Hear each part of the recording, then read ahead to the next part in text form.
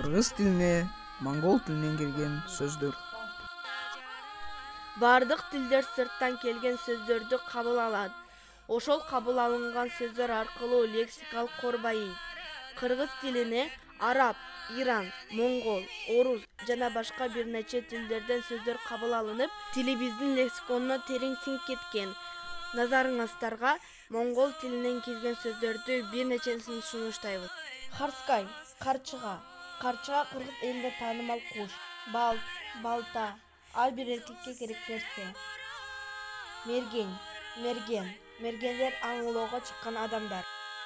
Худук, худук адам сузуп алуучу жерден чыккан суу. Алтан, алтын жерден казылып алуучу баалуу таш.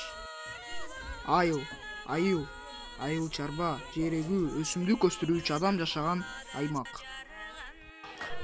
Кара, кара түс азыркы маалда ахроматикалык түс болуп саналат. Жимс, жемиш, мөмө жемиштер көп жесе иммунитет күчтүү болот. Көңүл бурганыңызга чоң рахмат. Маалымат Каратаевдин этнонимдер сөздүгүнөн алынган.